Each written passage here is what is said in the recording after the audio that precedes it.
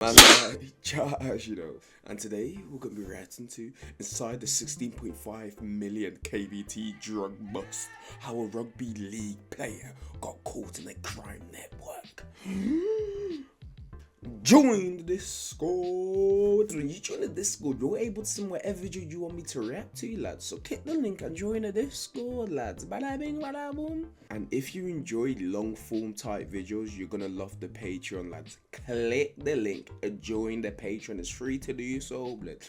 If you enjoy long form videos, I promise you won't regret it. Click that link, boy. Police.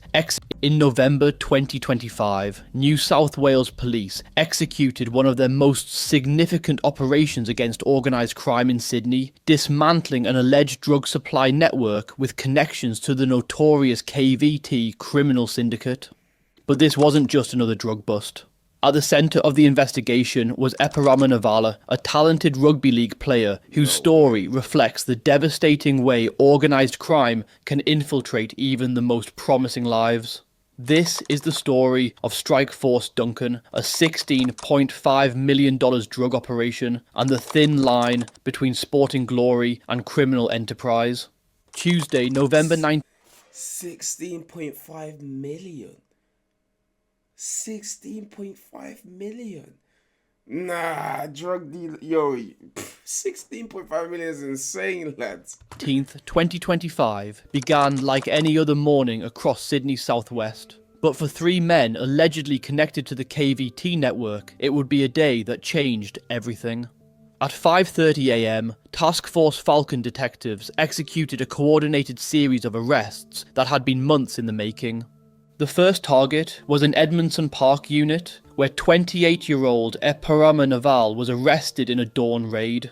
Just minutes earlier, at 5 AM, Raptor Squad officers had stopped a vehicle on the Great Western Highway at Glenbrook, taking 28-year-old William Revoker into custody. At 6:30 AM, taking 28-year-old William Revoker into custody. Hold on, lads. Glenbrook, taking 28-year-old William Revoker. Yo, blood, I wouldn't mind getting arrested half naked by this girl still. I can't even lie, lads. At 6 AM, say nothing, lads. As long as there's a girl there, man. Yo, but he better stop touching me, though, blood. Custody. At 6:30 AM, the net closed on the third suspect when detectives arrested 24-year-old George Sukarnavalu in Peakhurst. Insane. The scale of the operation was staggering. Police seized approximately 40 kilograms of illicit drugs with an estimated street value of $12.5 million. But the charges told an even larger story. Authorities allege the three men were involved in supplying around 55 kilograms of drugs worth an estimated $16.5 million. To understand the significance of this arrest, we need to talk about who Epirama Naval is, and more importantly, who he could have been. Epirama wasn't just another face in the criminal underworld. He was a talented rugby league player who had worked his way through the New South Wales Cup, the second tier of Australian Rugby League. He made his debut for Blacktown Workers in 2024, a moment that should have been the beginning of a promising career. What made that debut even more special was that he played alongside his younger brother, Caleb Naval. For any rugby league family, having two brothers take the field together is a moment of immense pride. During the 2025 season, Epirama played 5 games for the Newtown Jets, scoring 3 tries and showing the kind of talent that had scouts paying attention. But while Epirama's career was progressing steadily through the New South Wales Cup, his younger brother was rising even faster. Caleb had signed with the Manly Sea Eagles and appeared in 9 first-grade NRL games across 2 seasons, living the dream that many young rugby league players chase their entire lives. It's important to note that Caleb Naval is not accused of any wrongdoing. By all accounts, while one brother was allegedly building a criminal empire, the other was building a legitimate sporting career. With Vinted's new electronics category, I hope this doesn't affect his brother. I really hope this doesn't affect his brother, man. So what, one of his brothers in illegal crimes, the other one's just gonna be making money legally through rugby. Didn't happen overnight. Loki sounds like a bargain, lads. The other was building a legitimate sporting career. The arrests didn't happen overnight, Strikeforce Duncan was initially established to investigate organised criminal networks involved in obtaining kill cars and drug supply. Kill cars, for those unfamiliar with the term, are stolen vehicles used in serious crimes and then destroyed to eliminate evidence. The fact that police were investigating this aspect shows the level of sophistication they were dealing with. Earlier in 2025, Strikeforce Duncan was moved under the umbrella of Task Force Falcon as part of New South Wales's broader crackdown on violent and organised crime. In September, detectives began focusing specifically on the alleged drug supply activities of 3 men they believed were linked to the KVT network. For 2 months, investigators gathered evidence, conducted surveillance and built their case. The result was the coordinated operation in November that brought all 3 suspects into custody. The charges against Epirama Naval paint a picture of someone allegedly deeply embedded in serious organised crime. He faces 14 offences, a list that reads like a prosecutor's handbook on major drug operations. The most serious charges include 5 counts of supplying a commercial quantity of drugs and 4 counts of supplying an indictable quantity of drugs. But the charges go beyond. Wait, he's getting charged for being the supplier? Nah. He's getting charged for being the supplier? Nah, that's insane. That's so insane, bro. Yeah, he's finished, lads. Drugs and 4 counts of supplying an indictable quantity of drugs. But the charges go beyond simple drug supply. Epirama is also charged with directing the activities of a criminal group, which suggests police believe he played a leadership role in the operation. There's also a charge for ongoing drug supply, indicating this wasn't a one-time transaction, but rather a sustained criminal enterprise. Additional charges include handling explosives or precursors without a license, which raises questions about whether the operation involved drug manufacturing. He's also charged with knowingly dealing with the proceeds of crime and participating in a criminal group. Perhaps most telling is the charge added after his initial court appearance, failing to comply with a digital evidence access order. In plain terms, police allege he refused to provide the password to an electronic device. In the digital age, phones and computers often contain the most damning evidence in criminal. Bro, if you've decided to incriminate yourself on a phone, lads, on an iPhone, lads, come on, lads. Come on, lads. Bro. Yo, I bet the Ali Medinas are having a party right now, blood. The Ali Medinas are rejoicing right now, blood. Criminal cases, and a refusal to provide access can itself be a criminal offence. When Epirama Naval's matter was briefly mentioned at Liverpool local court on Wednesday, November 20th, he didn't appear in person. His lawyer appeared on his behalf, and notably, there was no application for bail. This decision speaks volumes. When defence lawyers don't even attempt to secure bail, it usually means they know the case against their client is strong enough that release is virtually impossible. Magistrate Claire Farnan didn't mince words, describing the alleged offences as very serious. Epirama remains behind bars, with his next court appearance scheduled for January 14th, 2026 at Campbelltown Local Court, when a brief of evidence is expected to be served. The same pattern played out for his co-accused. William Revoker made no application for bail and was therefore refused. George Sukarnaivlu also didn't apply for bail at Sutherland Local Court. All 3 men are yet to enter pleas, and the legal process will likely take many months, if not years, to resolve. To understand the full context of these arrests, we need to talk about KVT. The KVT is a criminal syndicate composed primarily of Fijian nationals based in Sydney. The fact that New South Wales Police's Task Force Falcon is specifically targeting KVT associates shows that Australian law enforcement recognises this group as a significant threat to public safety.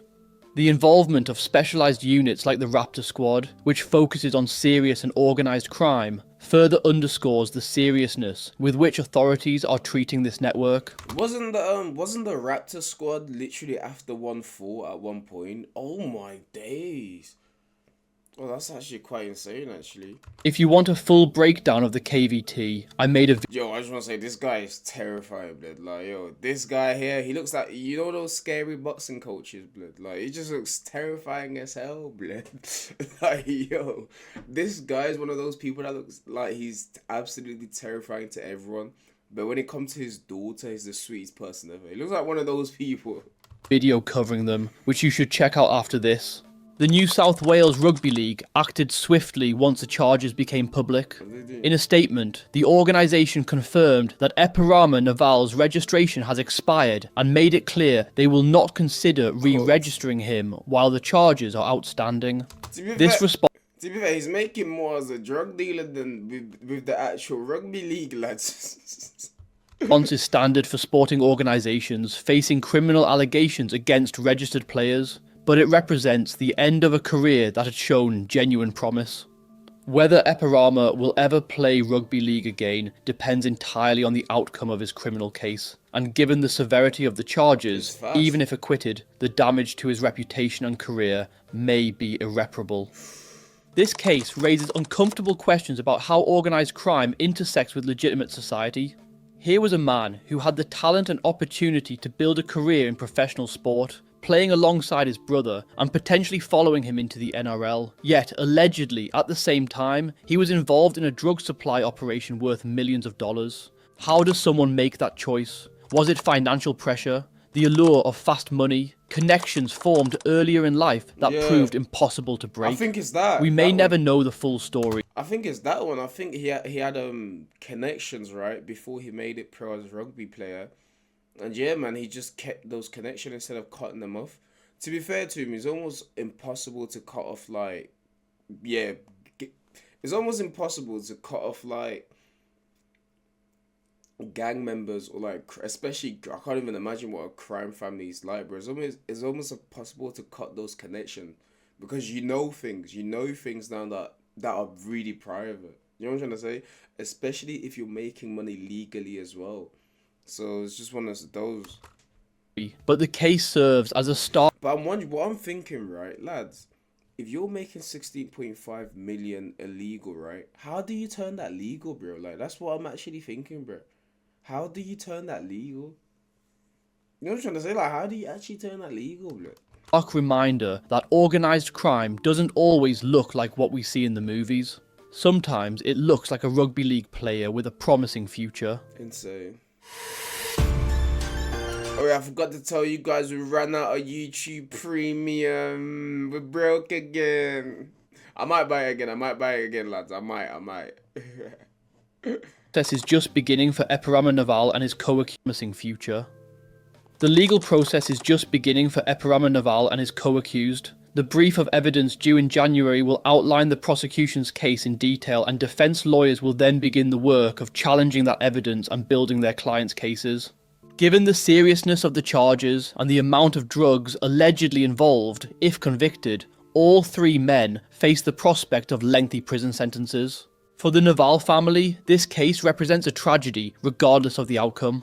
One brother's career is on hold while he faces the justice system. The other brother, Caleb, must continue his NRL career under the shadow of his siblings' alleged crimes, constantly reminded by media coverage and public attention of a family situation no one would wish for. The arrest of Epirama Naval and his alleged associates represents a significant blow to the KVT network's operations in Sydney. For New South Wales Police and Task Force Falcon, it's a validation of months of investigative work and a demonstration that organised crime, no matter how sophisticated, can be disrupted. As this case moves through the courts in the months ahead, it will serve as a reminder that organised crime doesn't discriminate. It reaches into all corners of society, including the sporting world that many young Australians dream of joining. The question now is whether the justice system will send a strong enough message to deter others who might be tempted to follow the same path. The legal principle of presumption of innocence remains, and Epirama Naval and his co-accused have not been convicted of any crimes. But regardless of the eventual outcome, the damage is done. A promising sporting career is on hold, a family is in turmoil, and three men face the prospect of spending many years behind bars. This is the reality of organised crime in modern Australia, and this is the story of Strike Force Duncan. Let me know what you think below in the comments. Good. I think someone snitched. Lads, someone had to have snitched, lads. If you want more stories, Because how do the police actually have enough substantial evidence that you're like moving that much drugs or whatever? Unless someone snitches, like how does it know? How do they know where it is? How do they know? Like you know what I'm trying to? Someone had to snitch, lads. from the Australian underworld, please Like, bro, I don't know. Someone had to have snitch, man.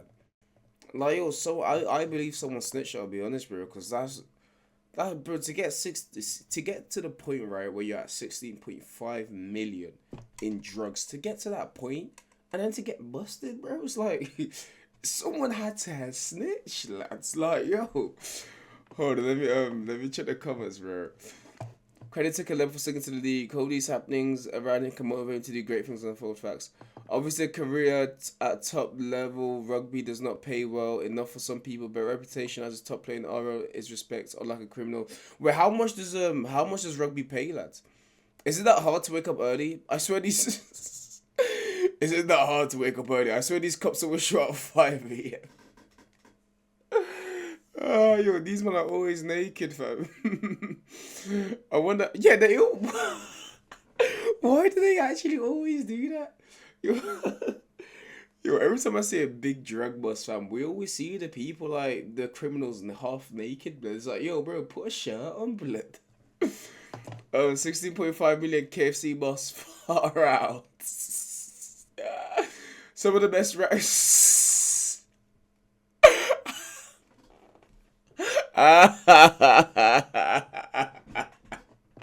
It's organic. Nah. As usual, it's all about IQ and greed. What? Get a load of this guy, that's. What are you, yo? Alright, yeah. As usual, it's all about IQ and greed. You know what? He's never wrong. But, yeah, right message, wrong messenger. But, yeah, oh my days, lads. How about that? Damn, this is deeper than we actually think, because the KVT, I'm pretty sure they're in a war right now with the Ali Medinas. So like a 16.5 million drug bust, bro. Because now you gotta think, right? Like your plug might, bro. Bro. I was gonna say God forbid it. Say they lose their plug, right? Gee, how are they gonna get a re-up, lads? Like, it's not like, bro, before they had the Ali Medinas backing them, bro. Like, alright, it's swab blood, sorted blood. We lost 16.5 helpers out, and then we'll give you 5 million more when we get to that point. But now it's like, oh, bro, I don't know. That just seems long, man. Losing 16.5 just seems long for anyone, bro. 16.5 million. Someone had to us. I don't understand how you get to that point and then you lose it, bro. It makes no sense. Do you get it, blood?